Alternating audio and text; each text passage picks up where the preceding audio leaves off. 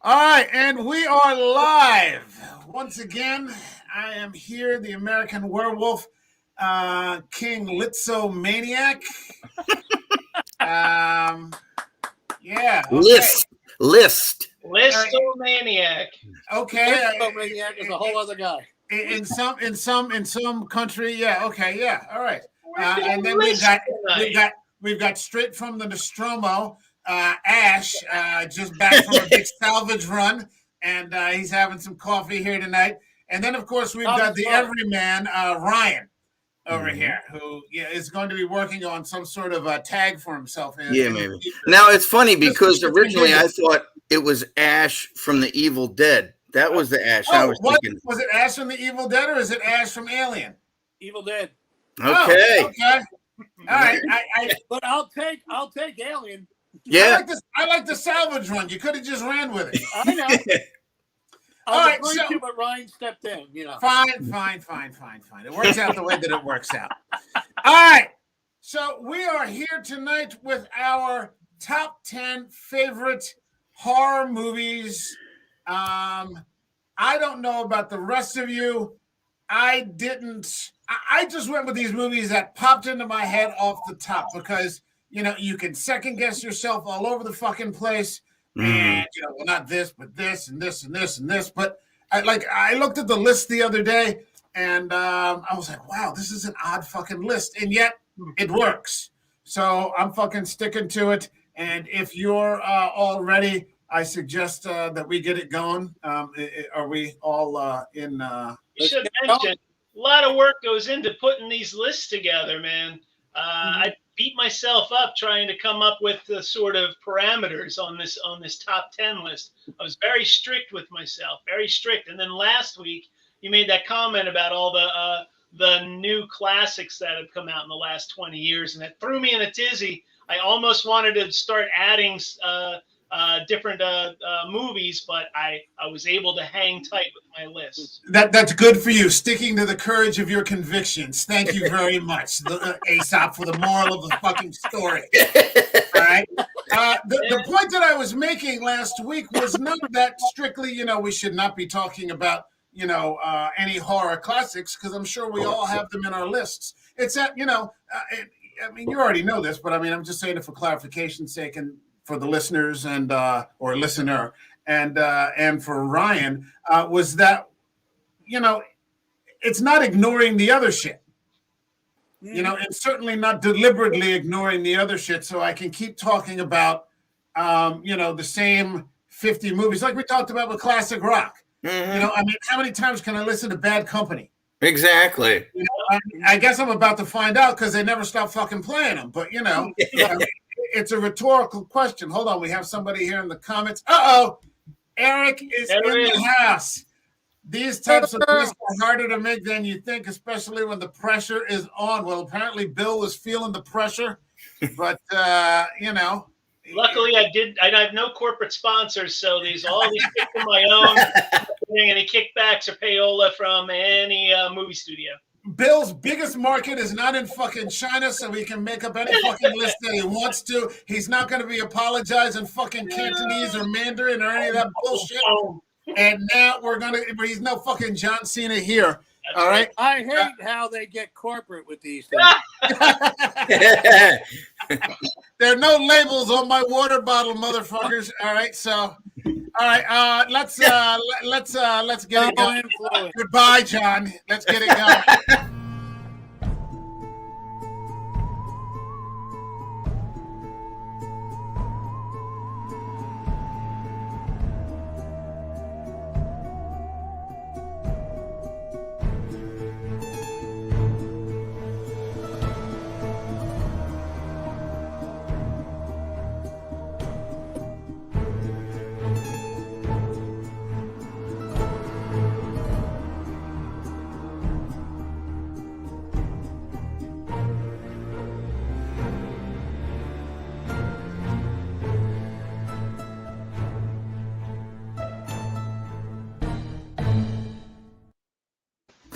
No, we're not bullshitting around this time. Our cards are on the table. We're going to be talking about our top 10 favorite horror movies. Eric is here again, wondering where Twilight will rank on Mike's fucking list. I'm glad you asked that because I have a shovel in the next fucking room and I can dig a hole 6 foot fucking deep and then bury it and then like cement over the floor after that.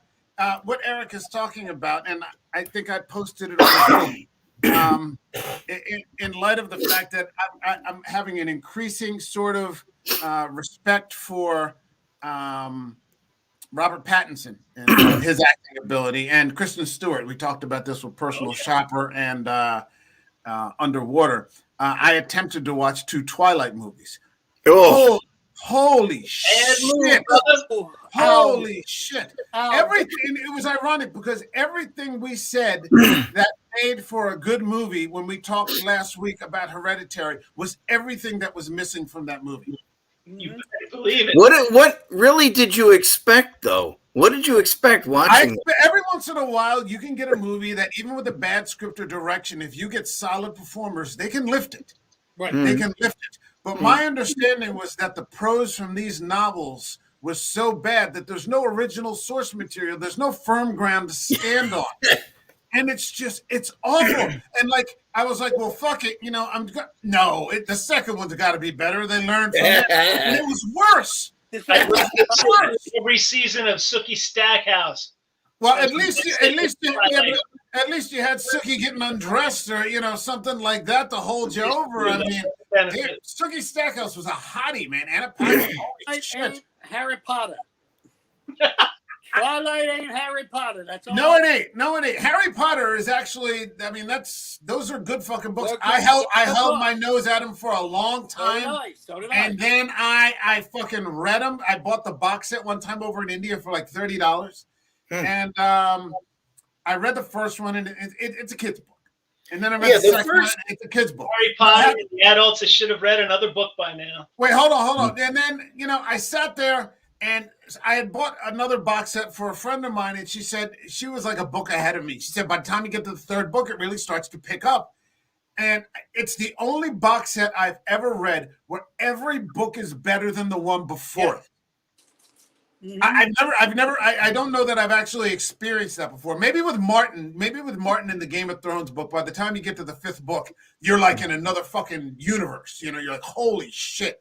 And by the time you get to that 7th book, yeah, it's dealing with young people, but that's that's literary fiction. It's the real shit. I know a lot of people hold their nose up at it, and I did for a long ass time. I only did this within the past 2 or 3 years. Just get a goddamn clothespin and, you know, cover yourself up that way. Knock it off. All right, that's one way to redirect the conversation. We are here for the top 10 horror movies. So let's get it going with number 10. Let's see. We're going to start off with, Listomaniac. And you're going to make me pronounce that 10 fucking times. Thanks a lot. At least. Yeah. You started off number 10 with? Blair Witch. So I don't have much to say. We did a whole podcast about Blair Witch. Excellently performed. Brilliant in the way that they put it together. The fact that it's mostly improvised just kills me. It's great. And you know what? The ending will get you by the boo-boo. It is a scary, scary movie. Yeah, it is. Saw it in the theater the second day that it came out and thought it was still a documentary. And you could have heard a fucking pin drop in that movie theater. It scared the shit out of me. In which case I went out for pizza afterwards and some asshole promptly told me right out, oh, you know it's not fake. It's fake. And then, my mom spoiled it for me before I even saw it. She said, because they did a show about it on Sci-Fi Channel. And she's like, oh, it's fake. I'm like, okay. Thanks. They had to expose it early because the guys who did it were going on different early cable shows and presenting it as an actual mystery. Yeah, I remember. One guy who got fooled wrote an article and was spoiling the beans. He was going to come out and say it. So they beat a punch. All right. That brings us to another comment. Hold on. It's Eric. Marketing for the Blair Witch was amazing. So many believed it was real footage. I sure as shit did. No problem there. All right, let's go on to Ryan. Ryan, your number 10 is the very underrated Coraline, which is an animated film. The book was written by Neil Gaiman, one of my favorite authors, so it's kind of a fantasy horror. It's very well done. It's a stop motion. It's in the vein of Nightmare Before Christmas. It really has nothing to do with Tim Burton. It's the guy who directed Nightmare Before Christmas, but it's a very interesting story about a girl who goes into like this kind of secret door in her house, and she ends up in like a reverse, almost like the Upside Down in Stranger Things, if you want to think of it that way. And some creepy images, the mother, I think Terry Hatcher does the voice of the mother, but in the reverse world, she's this weird like spider thing that has these button eyes. Everybody has these button eyes. It's really kind of unsettling and creepy. And it's very underrated. It's a neat little movie. And I kind of was like meh at first, but then I really got into it. And the book you can get through in like a half hour. It's not very long, but I always like Neil Gaiman stuff, and I think this translates well, into a movie. Okay. All right, fair enough. I've never seen it. Maybe I'll get around to it one of these days. Go ahead. On that movie was fantastic. Yeah. The what? The art direction on that movie is fantastic. Oh yeah. Visually, it hits all the best marks. Okay. Gaiman needs to get more of his stuff made into films. Yeah. I just read his book on Norse mythology. It was solid. It was solid stuff. It was good. Yeah. All right, John, that brings us to you, and your number 10 pick is Dr. Terror's House of Horrors. Man, that just looks horrifying right there. Look at that. That's great. It is a 1967 film, all shot in London, England. Hammer, right? It's a Hammer film. Yeah. 5 guys are on a train, and an old man is reading their tarot cards, and it's 5 short stories in the vein of like Tales from the Crypt and things like that. Okay. A young Donald Sutherland is in between when he did The Dirty Dozen and Kelly's Heroes. Okay. And at the very end, it's like one of those endings where we went, "Oh, you son of a bitch!" it got you. And the thing about it is, I always like stories like that are short, compact, and boom, and you, sir, type deal. That's what made it to me. When I first saw it, I was about 8 years old, and it scared the shit out of me. The ending of the movie still scares the shit out of me, and I'm almost 58. The great thing about what we're doing right here, and I should say this for anybody that's going to watch it in the upload, we have 40 different movies here. No one picked the same movie, so you're going to get 40 completely different movies, 10 through 1, all the way up, and yeah, that is really cool, and that. It gives us as viewers, I mean, even within the 4 of us, opportunities to, pick out new movies that we might not have seen. So, that's always cool for me. Hold on a second. I've seen this one since I was 8, so I want to go again. Eric says, Dr. Terror looks like me before my morning coffee. I'm sorry, Eric. I apologize. I feel bad. All right. So that comes to me at number 10, and I'm going with an old fucking classic, Horror of Dracula. Sure. Horror of Dracula is the second in the Hammer series, directed by Terrence Fisher. Bill and I went at it for about 50 minutes talking about this movie and how it sort of revolutionized Dracula to this day, not making him a romantic character, but a very sexual character. The sexualization of the brides. You go from those stiff girls that look like they're on Quaaludes in Todd Browning's version with Lugosi to these busty Russ Meyer Playboy Playmate type brides that literally are the femme fatales, to Peter Cushing, who is just the hero. And as Bill said, much more of an action star than the feeble sort of guy that we got in Browning's interpretation. He's chasing the shit out of Christopher Lee up those stairs. And like I said during our podcast, when he leaps up like Daryl Dawkins from the 76ers and slam dunks those curtains open, to hit Dracula at the end with daylight, you're like, yeah, this guy just isn't going to be stopped under any circumstances. Yep. Peter Cushing is just a cinema hero. Yeah, and we should never stop celebrating him. They were both fantastic. Oh, both yeah. Guys. Christopher Lee's one of my favorite actors. How can he not be, man? What's not to love about Christopher Lee? The only complaint I have against Peter Cushing, if you could, and this isn't fair, is that he just wasn't around long enough. Yes. No. I could have gone with another 30 years of Peter Cushing. You know, it's a shame that he passed when he did. It's very sad. Cushing, oddly enough, his last movie, then we can get back on track here.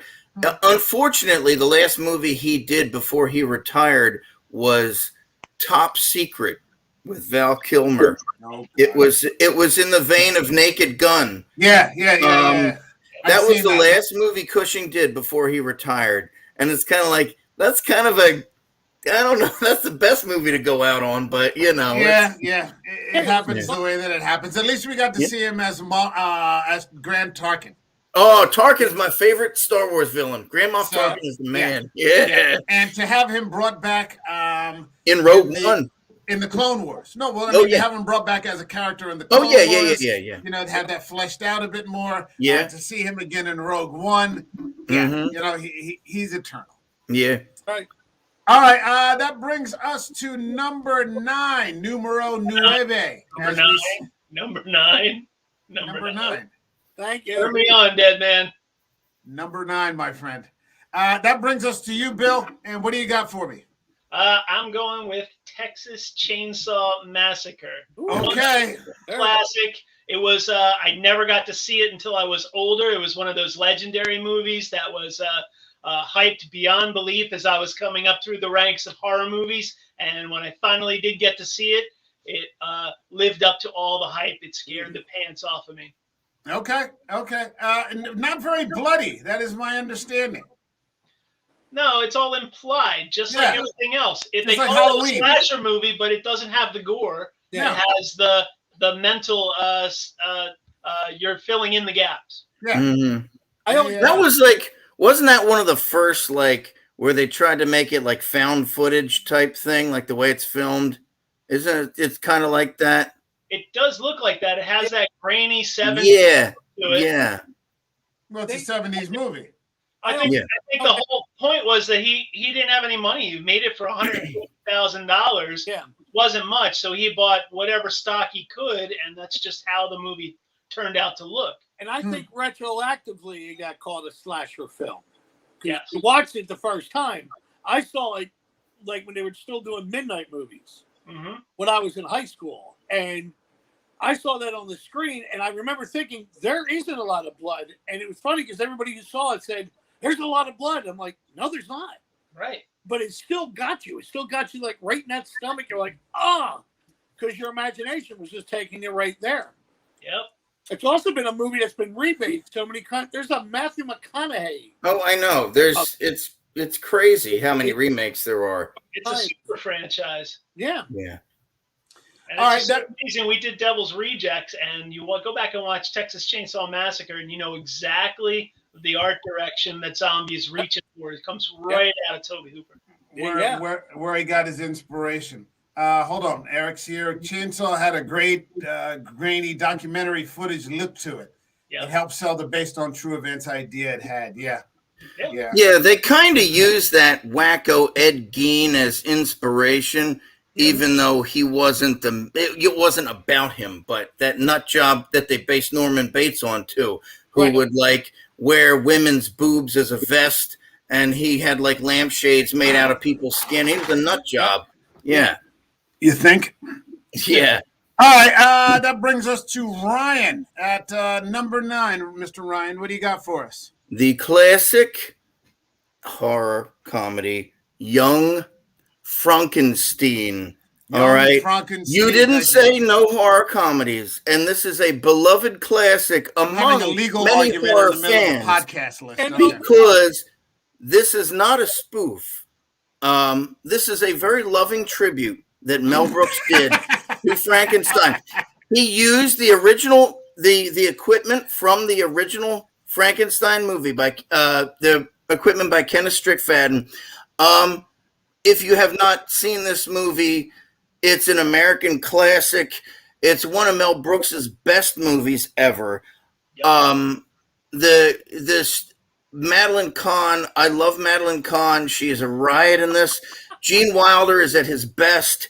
Yep. Even Peter Boyle as the monster. And I really never thought much of Peter Boyle because I didn't see him in that many things. But I'm like, man, he's really funny in this. And of course Marty Feldman. It doesn't get any better than Marty Feldman as Igor.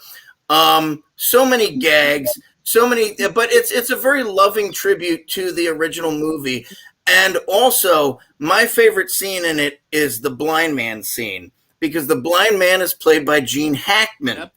And he didn't want anybody to know. That was the whole surprise when it came out. That scene, and if you watch that scene next to the scene from Bride of Frankenstein, it's hilarious because it's almost exactly the same, but again, just an absolute classic. All right. I saw an interview with Mel Brooks where he turned around and said he saw Frankenstein as a child. Yeah. Had nightmares that Frankenstein was climbing up the fire escape. Yeah. Getting to his window in Brooklyn. And that's why he did this, because he was confronting his fears. Yeah. It was listen to him talk about it, but he really went out of his way to make a very funny homage. Oh, yeah. Yeah. Most quotable Oh, movie. she's great. Cloris Leachman, Frau Blucher. Yeah. I think we never give due credit to the impact that the Universal monsters had on previous generations who had never seen anything like that before. And then the double punch that must have come when they saw Hammer. Oh yeah. Which was much more, nothing was implied. It was very bloody, it was very graphic, it was gratuitous. It was way over the top. All right, that brings us to John. John, what do you got for us? Number 9. The Vanishing. Oh. Original Vanishing. And now, let me.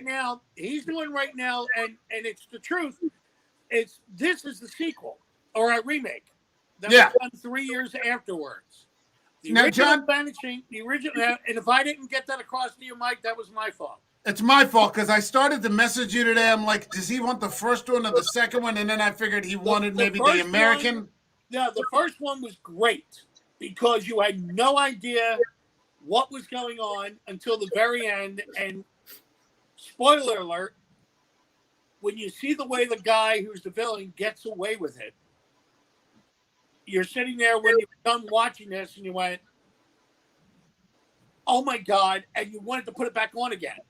Because I saw it on a VCR tape, and I'm like, rewind this. I want to watch this again.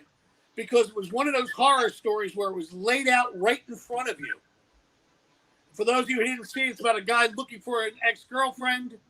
She went missing. He was looking for her for years, and a guy gets in touch with him and says, well, I can tell you what happened to her because I met her when she was here.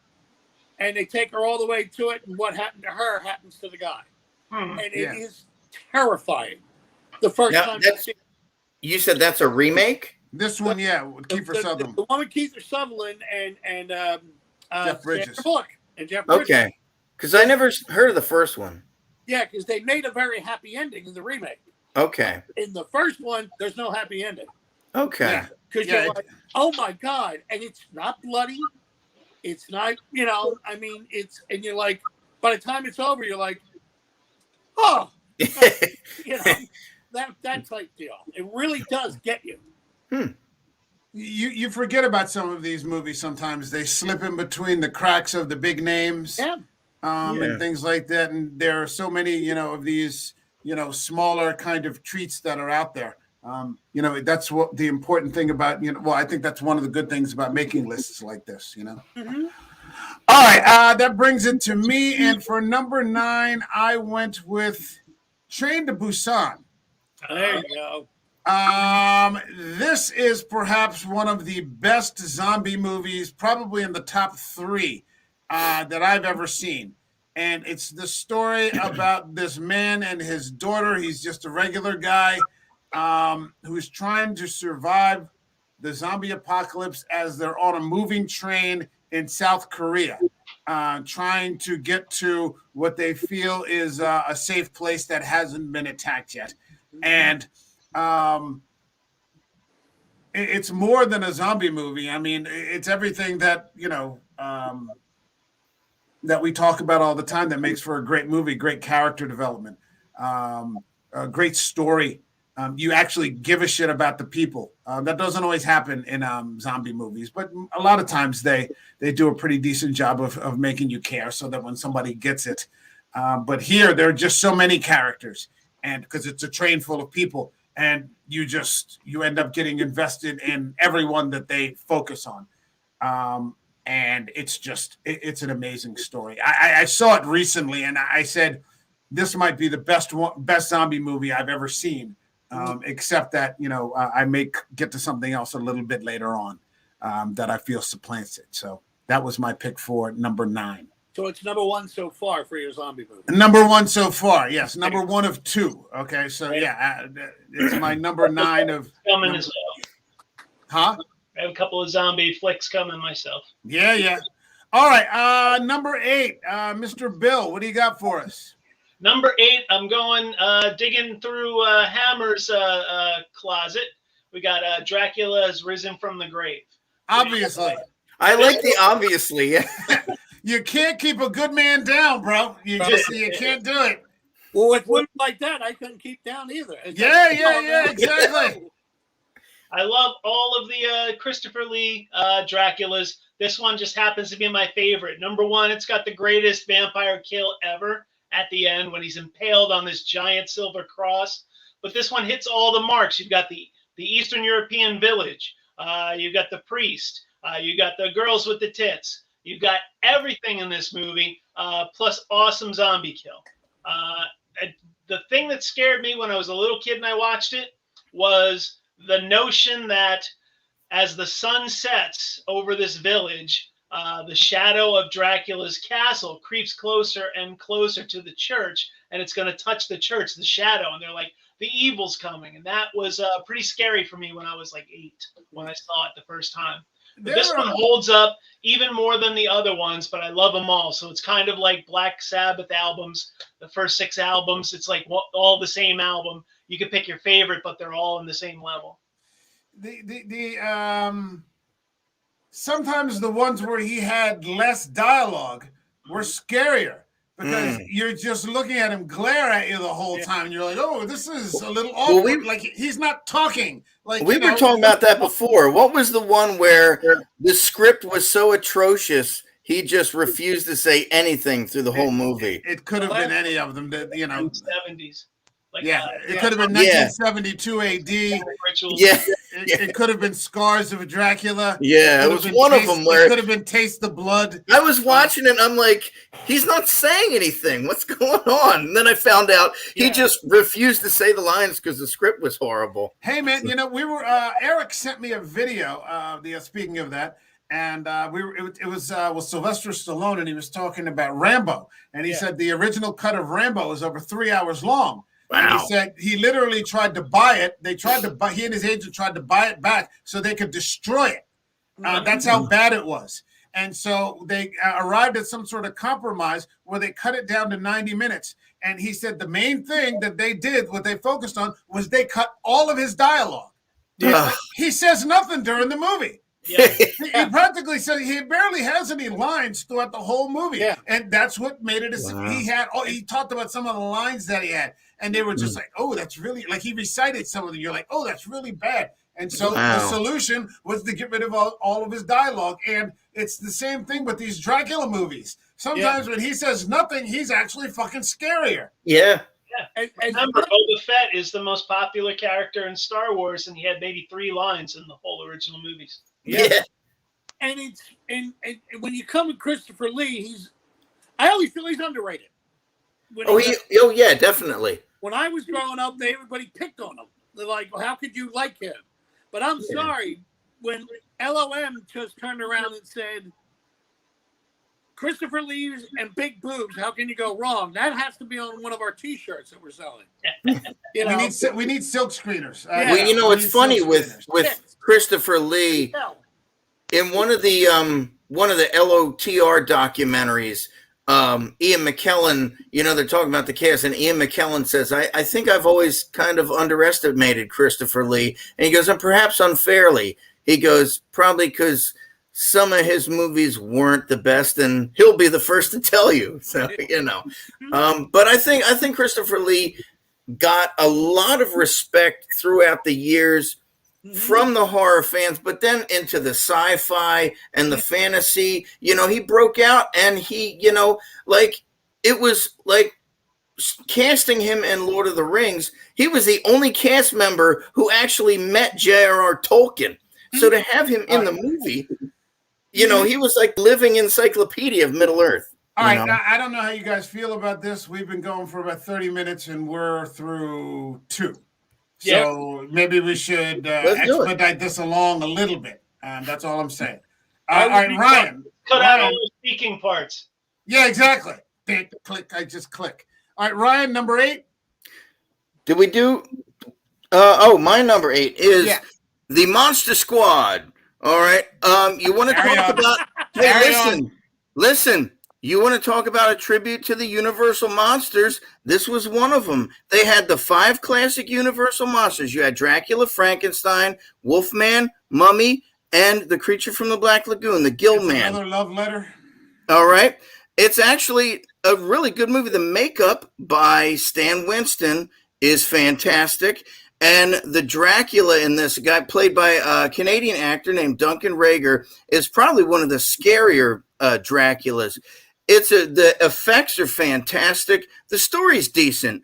And it's one of those myriad 80s movies, but that kind of got lost in the jumble, but it's underrated. It's a great movie, and it's got some scary scenes. It's pretty gory too. I mean, the way that they take out Wolfman and Gill Man and all that stuff, it's a cool movie. It's a cool little movie. Very underrated. All right. All right. Fair enough. All right. That brings us to John. So we got the Monster Squad over here. John, what do you got for us at number 8? Well, since people were going to miss Kiefer Sutherland in The Vanishing, I brought in Flatliners. Flatliners. That's not a bad movie. Not a bad movie. The original Flatliners with Kiefer Sutherland, Kevin Bacon, very young Julia Roberts. I cannot remember who the 4th actor was at the time. I actually love this fact because I've always loved stories where science goes beyond into the realm of the ethereal or even the otherworldly. There was a movie that came out in the 1980s with William Hurt called Altered States. That's a weird movie. The same thing about examining what is beyond. Yeah. And I've always liked that if it's done right. I've seen other people do it, and it can be very childish. This one had intelligence to it. The way they approached it, the fear that they had when they came out of it and reacting to it. The Kevin Bacon character facing it and coming out actually even stronger than this. It was a really intensified thing that you were surprised. You're going like this, and you realize you're wiping sweat off your neck. He had to engage that woman that he bullied as a child. Yeah. He bullied her horribly. Yeah, I remember that. And he was the hero in the movie, and you realize he wasn't that big of a hero. Yeah, he was a jerk. He had been a jerk for a long time. Moments in that movie I remember at the end when it was over, going, that just scared the shit out of me. And I was like, there was sweat. I was completely perspired. And I was thinner, so I can't blame it because I was fat. And now silence. All right. That brings us. I'm being smart. It's not a nutritional podcast. I know. All right. That brings me to number 8 for myself. I decided to go with a movie, and this is the one that quickly supplants Train to Busan, Wreck. And if no one has seen this, you need to. They made an American version with Jennifer Carpenter, the girl who plays Emily Rose in The Exorcism of Emily Rose. But this is the original. It's a Spanish horror film. It's less than 90 minutes long, and it's exactly the kind of thing that I was talking about last week in terms of being a modern classic. And it's the story of this woman in the shot here who is a news reporter who goes out with a fire department to a building. She's monitoring. She's doing a show on like what fire departments do, like an overnight shifts. It's like one of those puff pieces, and they get trapped in this building where an apocalypse is beginning. And the government won't let them out. The government has sent the fire department in, kind of like the canaries in the coal mine, to see what's going to happen. And they're trapped in this building, trying their best to survive. It is a hellish movie. Mm-hmm. Damn, it's good. I just happened to find some very inexpensive used copies on DVD. This movie, there's like 5 of them, but the first 2. The second movie that comes out afterwards is a parallel story about another team that you didn't know that was in the building at the time while all of this is happening. And it is just amazing. If you get a chance to see it, please do. All right. I saw the American one. I'm glad you told me there was another one to look for. The Spanish one I think it's much better. Okay. All right. That brings us to number 7. And Bill, what do you got for us at number 7? It is Sixth Sense. The man was dead and still going to work. Yes. Yeah. We all feel like that sometimes. It's a little cliche because it's just so popular of a movie. All the shenanigans with M. Night and his decline, and people focus on Bruce Willis. They focus on the little kid, but in essence, this movie is really scary, and just like Hereditary, what's her name? Kills Toni Collette. Yes, Toni Collette. Oh my God, she kills it. An Australian doing a Philadelphia accent and just a performance like that is a clinic. So I love this movie, and it's scared the death out of me on the first time. I wasn't looking for the twist ending. And I just was suckered in the whole time. So that one really got me. I think one of the most frightening things for me about this movie was the story of the mother who was poisoning her own daughter. Mm-hmm. Oh, man. I forgot about that. Oh, that was awful. It was awful. And I'll be honest, I'm not that harsh on M. Night Shyamalan. I think his movies, for the most part, are very entertaining. Yeah. I don't have a beef with, not every movie is The Sixth Sense, but he's either directed or, been the executive producer for a number of movies that I found to be very good. Yeah.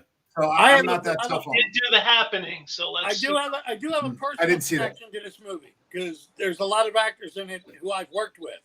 Okay. Yeah, because it was a locally cast movie. Yeah. Yeah. And it was surprised the hell out of me because I knew them on stage when I saw them. I'm like, God, I got that out of them. That's cool. Yeah. All right, Ryan, what do you got for me? Number 7. Number 7. Well, this wouldn't be a top 10 horror without a Vincent Price movie. So I picked my favorite Vincent Price movie, Theater of Blood. All right. Theater of Blood is fantastic. I love Vincent Price. And since I'm really into theater and Shakespeare, this is perfect. He's basically ripping off Dr. Phibes anyway with this, but Diana Rigg plays his daughter. It's fantastic. He plays the pretentiously named Edward Lionheart, who was a theater actor and has become a has-been. So he decides to kill his critics in the style of Shakespeare tragedies, and it's great. You got Michael Hordern, Robert Morley, all these famous British actors who play the critics, and it is a delight. I mean, Vincent Price is one of my favorites, up there with Christopher Lee. And I think people kind of wrote Vincent Price off as kind of a campy guy, but he loved every minute of it. You can tell in this movie he is having a blast. And I love Diana Rigg. And it's so cool to see her in this as his daughter, who's his accomplice. All right. But it's a fantastic movie. My favorite of Vincent Price's. Yep. And he did tons. So, where they made the critic eat his dogs. Yeah. Titus Andronicus. Yeah. He cooks the poodles. Yeah. It's great. Yeah, that was the Titus Andronicus one. He's got Robert Morley plays like this kind of effeminate guy, and he has 2 poodles, and so they cook the poodles and make him eat them, and he chokes to death on them. Yeah, it's great. Sounds like Vincent Price to me. Oh yeah. All right, John, what do you got for me? Number 7. Night Gallery, the pilot movie. You lucky bastard. That's so fucking good. Son of a bitch. The movie came out, for anybody who has never seen it. This was after Rod Serling wrapped up Twilight Zone. It had been off the air for a couple of years. He was writing movies, including the original Planet of the Apes that they wound up doing about 75% of. But he started the concept again of a guy coming out as a curator, flipping over a cloth and showing a painting. I remember what it was about. But the original pilot movie had a very young Ozzie Nelson, or a very young Ozzie Davis. Oh, wow. There was the last movie of Joan Crawford that was directed by the first-time director of Steven Spielberg. Wow. And the last one about Richard Kiley being an ex-Nazi trying to hide and the ability to jump into paintings. I remember. Wow. There's the shit out of me still. Yeah. And it gets very underrated because this was back when television still was taking chances. Back in the 50s and the 60s, especially the 50s, they were doing live television. You can look at the early Twilight Zones. This was still taking a chance. And to see Rod Serling, not in a suit and tie, but with the blazer, the sweater, the hair's a little curly. Yeah. He's getting trying to play the hip. But God, those 3 films still scare the hell out of me. Yeah, that's a solid pick, man. That's a solid pick. Hats off to you for that one. Thank you. That's nice. All right, that comes. Go ahead. I'm sorry, John. Oh, that's all. Thank you very much. That's all. That brings me to me. And for number 7, I chose another oldie but a goodie, Salem's Lot. I saw this. This was another television movie directed by Tobe Hooper. To think that this was a television movie, it's just so damn good. Yes. James Mason as Straker. David Soul, fresh off of the A-list from a Starsky and Hutch, such an unlikely character. Bonnie Bedelia. She was in that? Yeah, she's Susan. She's Susan Norton. And what was that boy's name? Lance Irwin, or who plays Lance Kerwin? Lance Kerwin. Oh wow. Is the boy Mark, not Mark. Okay. Mark Petrie. I can't remember, but I mean, it was before I had ever seen Nosferatu. So when I saw their interpretation of the Barlow character, that scared the living hell out of me because he just pops up into the screen like the second half of the second episode or something like that. And what the hell is that? Generation. I think all of us were about the same age when that movie popped up, and it was a scary, grab you by the boo-boo kind of moment. Yeah, man. I mean, when that kid comes floating to the window and he's scratching to let me in. Yeah, like, Danny, little Danny. Shit. I've seen parts of it. I haven't seen like the part with where what's his name's in the chair. Oh yeah. He's in the chair. What's that actor? Lewis. Jeffrey Lewis, where he's in the chair and his eyes are glowing. And that's pretty freaky. Yeah. And you got to think that this was 1977 or 79. Yep. Wow. I mean, for its time, that would have made me about 10. I was 2. Yeah. I was 14. And everybody's parents seem to have let them stay up to watch this. Yeah. Oh, wow. Okay. And it was a 2-parter. It was a 2-night thing. And it just scared the hell out. That's all you could talk about the next day. For like the next week. I have to say, I just read the book recently, the one you loaned me, Mike. Yeah. And I really enjoyed it. It scared me in some parts. But the Barlow in the book is kind of corny compared to the one on screen. I mean, the Barlow in the book, he just kind of reminds me of like Bela Lugosi almost. Yeah, he's a Dracula. He's a Stoker's Dracula kind of character. Yeah. More's the pity for him. They did a remake of this movie, and they did it 2 nights. Oh. Bob Lowe played David Soul. Oh, yeah. Is that the one with Rutger Hauer? Yeah, Rutger Hauer plays Barlow. Yeah. But Yeah. And Donald Sutherland is Straker. Say again, Joe. Say again. It didn't do the same for me. It didn't do the same for me. No. That's the first one.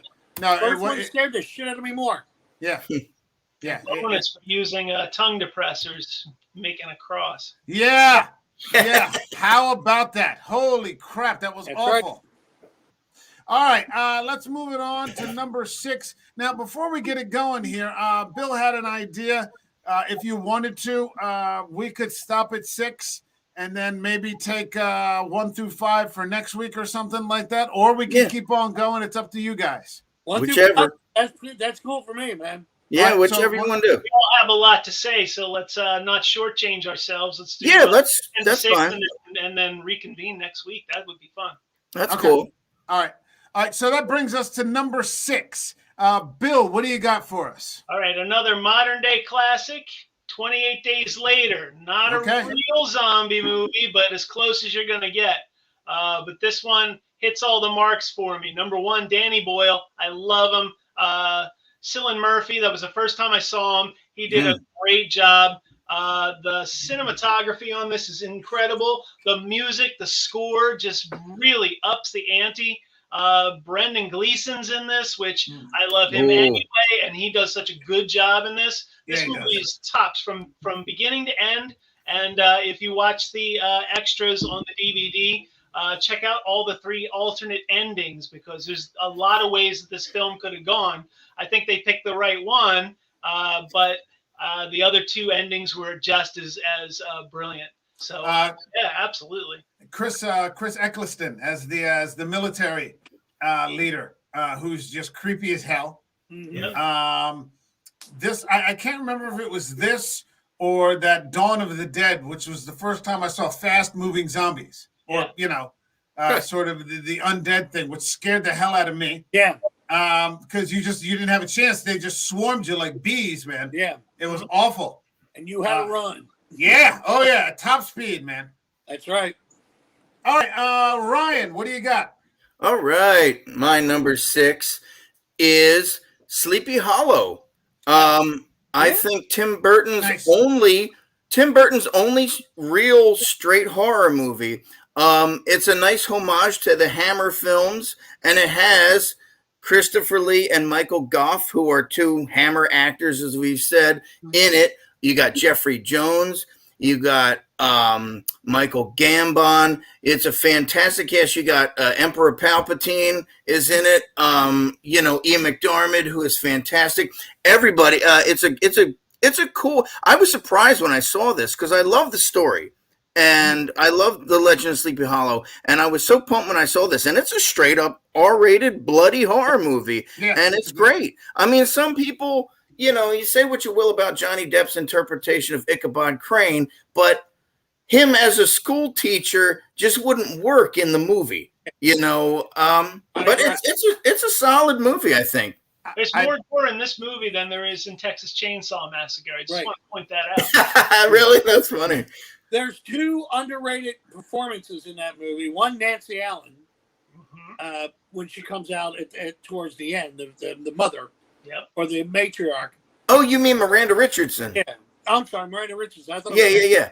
Oh, she's good, yeah. But the other one that I felt is Christopher Walken.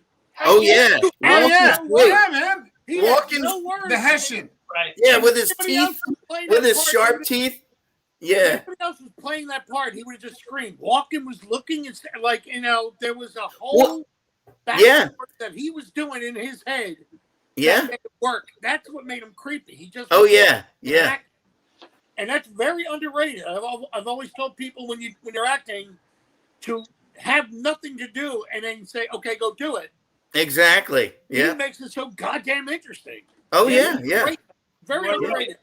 There are a number of movies here on this list, and this is among them that I'd like to. And Bill hit me with the idea last week of starting to develop now our list for Halloween. Just for the whole month. Yeah. A couple episodes a week. Definitely or something put like this that. one on there. Yeah. This is on the list. Yeah. Yeah.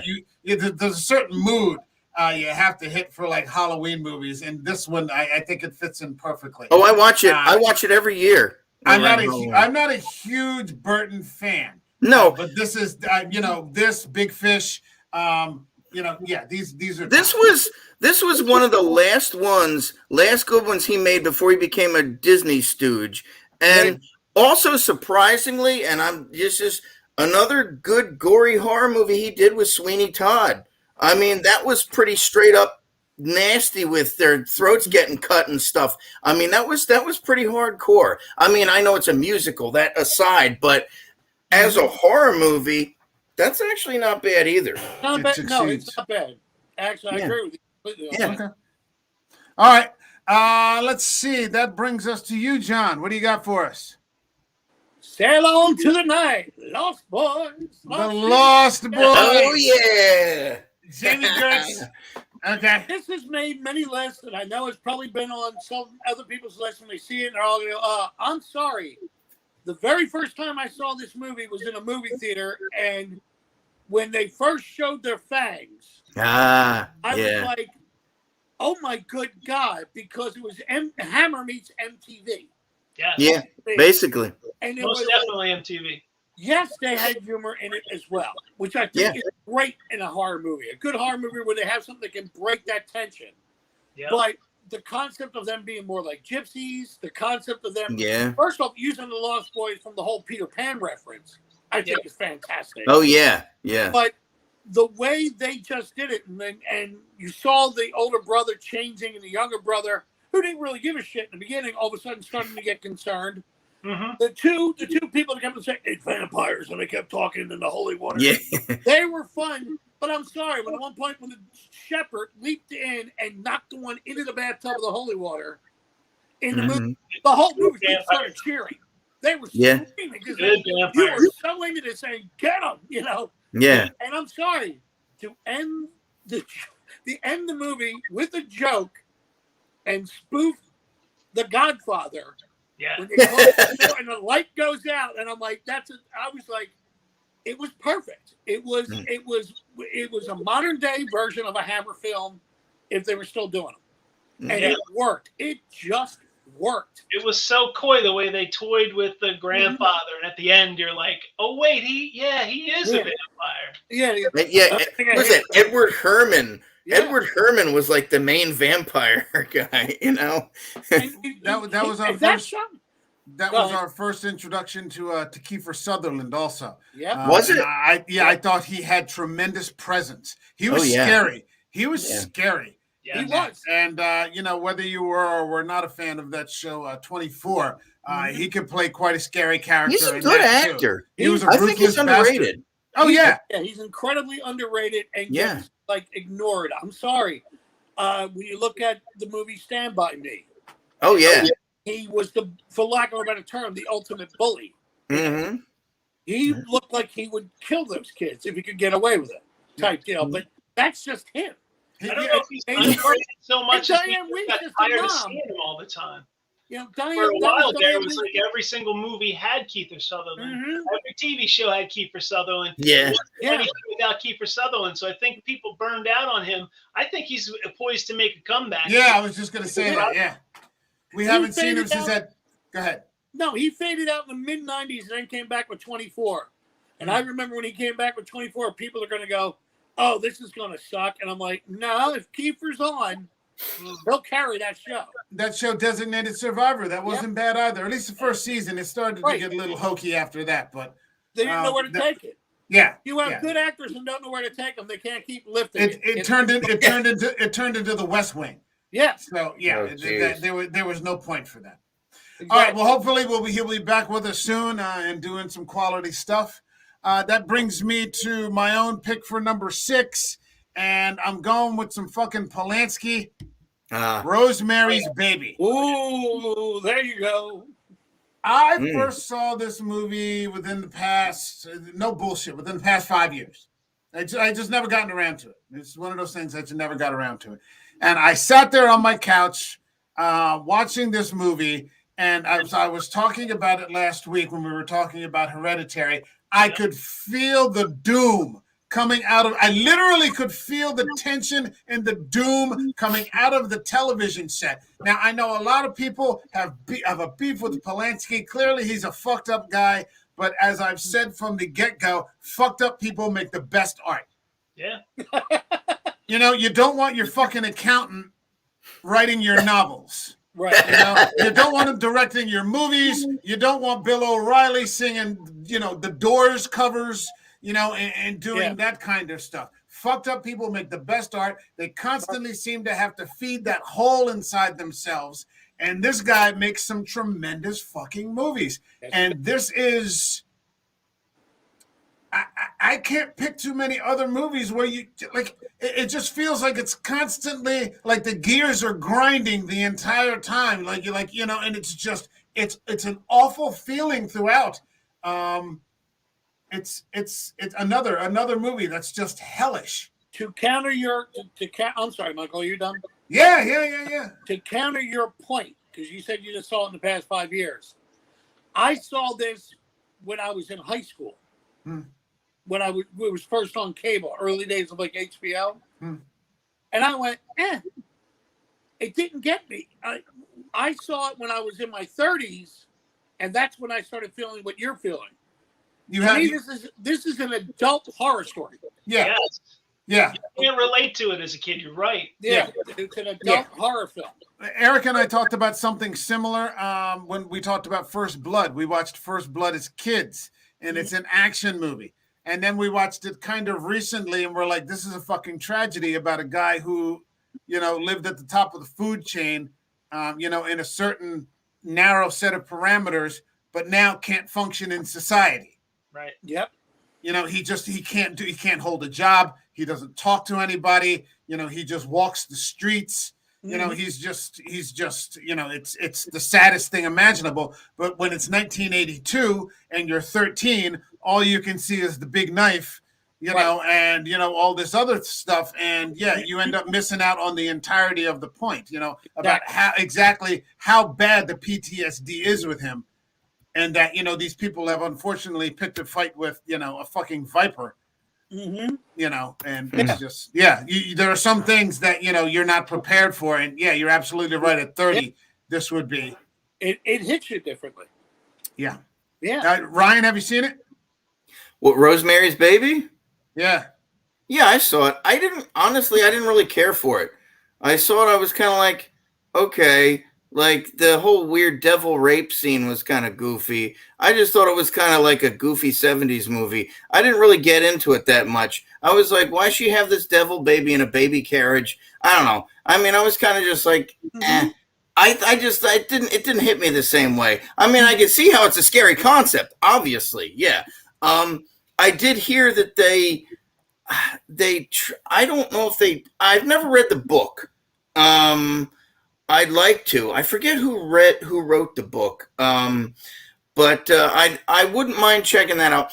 But maybe I'd see it again. I'd give it another shot. I like John Cassavetes. I like the cast, you know, and John Cassavetes was great in that. And the two old people who were the devil worshippers were interesting. It was an interesting concept. I was just kind of like, you know. I usually don't like those types of movies where the whole world's against you. Yeah. You know, but this was, and it was just, it didn't seem to matter. It was just too good of a flick, at least for me. Yeah. All right. So that brings us to the the top 10 through 6 movies on our list. Are we wrapping it here and bringing it the second half next week? That sounds like a good idea. Sure. Okay, we're going to have to look at some dates because I've got 2 dates already booked for next week. I guess we can talk about it after we get out of the outro. But for the sake of not doing a 2-hour podcast and having it turned into Joe Rogan, I guess we can. I was just in the middle. Talked about elk meat there, Michael. Yeah, talk about elk meat. Jiu-jitsu. Well, I was just watching him talk to Yeonmi Park, and so that's like 3 hours and 20 minutes where he's talking to this North Korean defector. And you know, one of the things that I've noticed about, you know, he's a very good conversationalist in a way. He's a good listener, and I think that's part of the reason that, you know, he has that kind of success. It's the world's largest platform right now. Literally, it literally is. It's a hell of a thing. All right. That's it. An unexpected. We're going to bring it to a close a little early, so we don't have to go for 2 hours, and we don't have laryngitis. We'll be back next week with the second half of our list. Please like, subscribe. If you think it's worthwhile. Here's what I'm going to do, though. Something a little extra, and I'll repost this on social media and the appropriate places. I'm going to tag some other podcasts in this list. Put your cards down on the table. Give us your top 10. I'm going to tag Eric with his podcast, the Two Bearded Losers podcast. I love Eric's podcast. It's fantastic. Him and this other guy, and they're like total polar opposites. And they just go at it like in this friendly way for endless periods of time. I'm going to tag Marty in the Trash Picture Show over there in Ireland. Marty, what's your top 10? And I guess, let's tag the Night Watch Zone. Let's see what they've got. Mr. Knight, he's been on here several times. So you three guys, I'll put it in social media. And we'll be back next week with our top 5. And all right, everybody. Huh? Top 10. Yeah. Yeah. In the meanwhile, don't waste your time on bullshit. Have a good night. All right.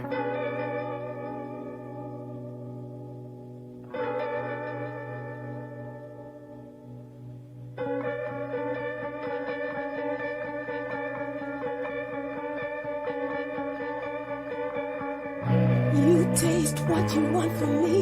You taste all of the gristle from the bones I need to stand up to you, to live up to fools. It's too troubling. Can't take what you like from me. Can't